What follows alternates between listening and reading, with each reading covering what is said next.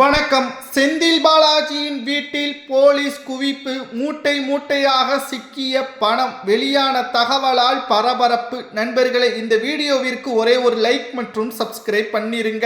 அதிகாலையில் செந்தில் பாலாஜியின் வீடு, அலுவலகங்கள், பண்ணை வீடுகள் அனைத்திலும் அமலாக்கத்துறை அதிகாரிகள் வீடு புகுந்து சோதனைகளை நடத்தியுள்ளனர். செந்தில் பாலாஜி எங்கே இருக்கிறார் என்றும் தெரியவில்லை. 2 நாள் சட்டசபை கூட்டத்தொடரிலும் அவர் கலந்து கொள்ளவில்லை. 3 நாட்களாக செந்தில் பாலாஜி சென்னையில் கிடையாது என்றும் அவரது சொந்த ஊர் கரூரிலும் இல்லை என்றும் தற்பொழுது அமலாக்கத்துறை அதிகாரிகள் தகவல்களை வெளியிட்டுள்ளனர். கிட்டத்தட்ட 2 மூட்டைகளில் ஆவணங்களும் சில பணங்களையும் கைப்பற்றியுள்ளார்கள். எதற்காக அமலாக்கத்துறை அதிகாரிகள் செந்தில் பாலாஜியின் வீட்டிற்கு சோதனைகளை நடத்தியுள்ளார்கள் என்ற தகவல் தற்பொழுது கிடைக்கப்பெற்றுள்ளது. அமலாக்கத்துறை அதிகாரிகள் செந்தில் பாலாஜியை கைது செய்வதற்கும் அல்லது விசாரணை நடத்துவதற்கும் தான் அமலாக்கத்துறை அதிகாரிகள் செந்தில் பாலாஜியின் வீட்டிற்கு வந்துள்ளனர். செந்தில் பாலாஜி அவர்கள் வீட்டில் இல்லாத காரணத்தினால் அவரது அறைகள், அலுவலகங்கள், பண்ணை வீட்டில் சோதனைகள் நடத்தப்பட்டு சில ஆவணங்களையும் கைப்பற்றியுள்ளனர். திமுக ஆட்சி அமைக்காத நிலையில் எதிர்க்கட்சியாக இருக்கக்கூடிய காரணத்தில் கடந்த திமுகவின் ஆட்சியில் 2 மிக முக்கியமான இலாகா கொடுக்கப்பட்டது. மின்சாரம் மற்றும் மதுவிலக்கு ஆயத்தீர்வு துறை. இந்த வழக்கில் கிட்டத்தட்ட மின்சாரத்துறையிலும் மதுவிலக்கு கொள்முதலில் 1000 கோடி முறைகேடு செய்ததாகவும் பல்வேறு வழக்குகள் அமலாக்கத்துறை அதிகாரிகள் பதிவு செய்தனர். இதற்கு முன்னாலும் செந்தில் பாலாஜி அவர்கள் அதிமுகவில் போக்குவரத்து துறை அமைச்சராக இருந்த பொழுது வேலை வாங்கி தருவதாக 100க்கும் மேற்பட்டவர்களிடம் மோசடி செய்து பண மோசடி செய்து அந்த வழக்கும் நிலுவையில் இருக்கிறது.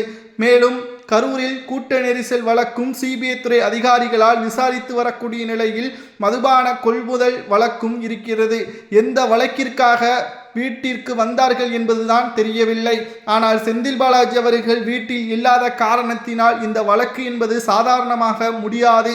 அதிமுகவோ அல்லது திமுகவோ ஆட்சியில் இருந்தால் செந்தில் பாலாஜி தப்பித்திருப்பார். ஆனால் புதிதாக விஜய் அவர்கள் முதல்வராக பொறுப்பேற்றதன் காரணமாக வழக்குகள் அனைத்தையும் அமலாக்கத்துறை அதிகாரிகள் கொடுத்த கடிதங்களுக்கு கையெழுத்திட்டு ஆளுநரிடம் சமர்ப்பித்தார் விட்டார் என்று நாம் கடந்த 3 நாட்களுக்கு முன்பாகவே பேசியிருந்தோம். எப்படியும் ஸ்டாலின் அவர்கள் மூலமாக செந்தில் பாலாஜி அவர்கள் கைது செய்வார், வீட்டிற்கே வந்து அமலாக்கத்துறை அதிகாரிகள் தட்டி தூக்குவார்கள் என்பதை கடந்த 3 நாட்களுக்கு முன்பாகவே நாம் பேசியிருந்தோம். ஆனால் தற்பொழுது அது நடந்து கொண்டிருக்கிறது. ஸ்டாலின் அவர்களுக்கு உறக்கம் இல்லை நேற்று இரவு முழுவதும். ஏனென்றால் நேற்றே தகவல் தெரிந்துவிட்டதன் காரணமாகத்தான் செந்தில் பாலாஜி அவர்கள் சென்னையில் இல்லை. மேலும் அவர் வாரத்திற்கு 2 நாள் சென்னையில் உள்ள அமலாக்கத்துறை அதிகாரிகள் அலுவலகத்தில் கையெழுத்திட வேண்டும். இதற்கு காரணம் என்ன தெரியுமா? 15 மாதங்கள் புழல் சிறையில் அடைக்கப்பட்டார் அல்லவா, அதற்காக ஜாமீன் வழங்கப்பட்டது. அதில் 2 நிபந்தனைகள் உருவாக்கப்பட்டது. ஒன்று, வாரம் 2 முறை அதிமுக ஆட்சியில் செய்த முறைகேட்டிற்காக வாரம் 2 முறை அமலாக்கத்துறை அதிகாரிகளது அலுவலகத்தில் கையெழுத்திட வேண்டும், வெளி மாநிலங்களுக்கு செல்லக்கூடாது என்பதை நீதிமன்றம் தெரிவித்தது.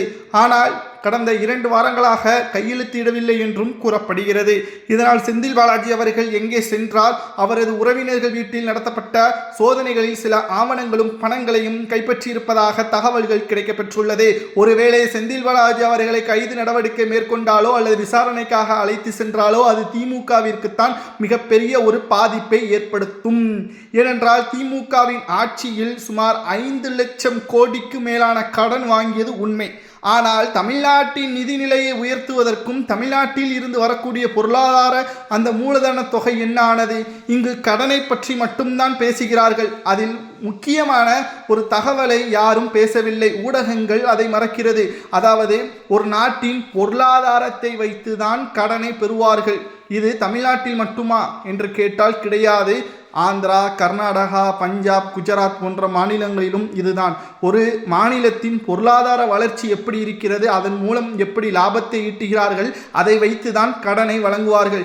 ஆனால் கடன் மட்டுமே 10 லட்சத்திற்கு மேற்பட்ட கோடி என்றால் தமிழ்நாட்டில் கடந்த 5 ஆண்டுகளில் லாபம் என்ன என்பதுதான் இப்பொழுது கேள்வி. அது மதுபான மற்றும் மின்சாரத்துறையில் கடந்த திமுகவின் ஆட்சியில் மிகப்பெரிய அளவில் மோசடி செய்ததாகவும் அதில் செந்தில் பாலாஜி அவர்கள் போட்ட திட்டம்தான் காரணம் என்ற தகவலும் தற்பொழுது கிடைக்கப்பெற்றுள்ளது. அவர் கைது நடவடிக்கை மேற்கொண்டாலோ அல்லது விசாரணை மேற்கொண்டாலோ அமலாக்கத்துறை அதிகாரிகள் பல்வேறு ஆவணங்களையும் கைப்பற்றி தற்பொழுது விசாரணையில் திமுகவின் மாஜி அமைச்சர்கள், போக்குவரத்து துறை அமைச்சர், நீர்வளத்துறை அமைச்சர் சேகர்பாபு உள்ளிட்ட பலரது மீது நடவடிக்கை மேற்கொள்ள திட்டங்கள் தற்பொழுது தகவல்கள் கிடைக்கப்பெற்றுள்ளது. கரூர் வழக்கில் எப்படி முதல்வர் விஜய் அவர்கள் தான் காரணம் என்று ஒட்டுமொத்தமாக திட்டம் போட்டார்களோ அது தவிடுபடியாக்கி சிபிஐ வழக்கில் இருந்து விஜய் அவர்கள் விடுவிக்கப்பட்டார். ஆனால் ஏன் செந்தில் பாலாஜி அவர்கள் மட்டும் இன்று வரை சிபிஐ வழக்கில் இருக்கிறார்? இது யாராவது கேட்டிருக்கார்களா? எந்த ஊடகமாவது பேசியிருக்கிறதா? பேச மாட்டார்கள். விஜய் அவர்களை தரைக்குறைவாக பேசுவதையும் எடப்பாடி பழனிசாமி அவர்களை தரைக்குறைவாக பேசுவதையும் எடப்பாடி பழனிசாமி அவர்கள் அதிமுகவில் சரியாக செயல்படவில்லை என்பதை மட்டும்தான் ஊடகங்கள் பேசுமே தவிர கடந்த திமுகவின் ஆட்சியில் என்னென்ன வழக்குகள் இருக்கிறது, ஏன் அப்பொழுது முதல்வர் வாய் திறக்கவில்லை, தற்பொழுது வரை தமிழ்நாட்டில் பொருளாதார வளர்ச்சி கடந்த 5 ஆண்டுகளில் எவ்வளவு, அந்த பணம் என்ன செய்யப்பட்டது, யாருக்கு கொடுக்கப்பட்டது, நிதிநிலைகள் என்ன, கிட்டத்தட்ட அரசு நிர்வகிக்கக்கூடிய கோவில் கடைகள் வாடகைக்கு விடப்பட்டிருக்கும் அல்லவா, மற்றும் பேருந்து நிலையங்களில் கடைகளுக்கு வாடகைக்கு விடப்பட்டிருக்கும் அல்லவா, அந்த பணங்கள் எல்லாம் நேரடியாக அரசு கஜானாவிற்கு செல்லாமல் திமுகவின் இடைத்தரகர்கள் மூலமாகவே பெற்றிருப்பதாகவும் இதனால் கடந்த 4 ஆண்டுகளாக முறையாக வாடகை செலுத்தாத கடைகளுக்கு திருநெல்வேலி போன்ற மிக முக்கியமான மாநகராட்சி பேருந்துகளில் கடைகளுக்கு மூடப்பட்டதாகவும் தகவல்களை நம்மால் பார்க்க முடிகிறது. திமுகவின் ஆட்சியில் நடைபெற்ற முறைகேடுகள் மற்றும் ஒட்டுமொத்தமான ஊழல்கள் ஆகியவற்றை அமலாக்கத்துறை அதிகாரிகள் தற்பொழுது வீடு புகுந்து அதிகாலையிலேயே சோதனைகளை நடத்தப்பட்டு சில ஆவணங்களையும் பணங்களையும் கைப்பற்றியிருப்பதாக தகவல்களை நம்மால் பார்க்க முடிகிறது.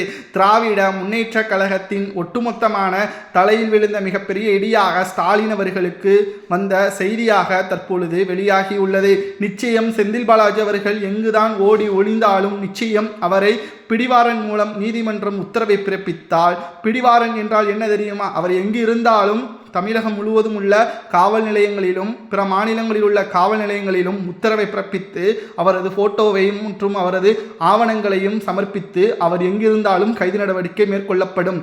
அது நடைபெற்றால் அது திமுகவிற்கு மிகப்பெரிய ஒரு சிக்கலும், செந்தில் பாலாஜி அவர்கள் மீண்டும் ஜாமீனில் வருவது மிகப்பெரிய ஒரு சிக்கலும் மாறிவிடும். செந்தில் பாலாஜி அவர்களது வீட்டில் அதிகாலையில் நடைபெற்ற சோதனையால் கிட்டத்தட்ட செந்தில் பாலாஜியும் அவரது தம்பியும் எங்கு இருக்கிறார் என்பது தெரியவில்லை. மேலும் அவரது வீட்டிலிருந்து சில ஆவணங்களையும் பணங்களையும் மட்டும் கைப்பற்றியிருப்பதாக தகவல்கள் வெளியாகியுள்ளது. இன்று மாலை அது என்ன ஆவணங்கள், எவ்வளவு பணம் என்பது தெரிய வரும். கிட்டத்தட்ட செந்தில் பாலாஜி அவர்கள் செய்த தவறுக்கு என்ன தண்டனை கொடுக்கலாம் என்பதை மட்டும் மறக்காம உங்களது கருத்துக்களை கமெண்ட் வாயிலாக கூறுங்கள். இதுபோன்ற அரசியல் செய்திகளை தெரிந்து கொள்ள ஒரே ஒரு லைக் மற்றும் சப்ஸ்கிரைப் பண்ணிருங்க.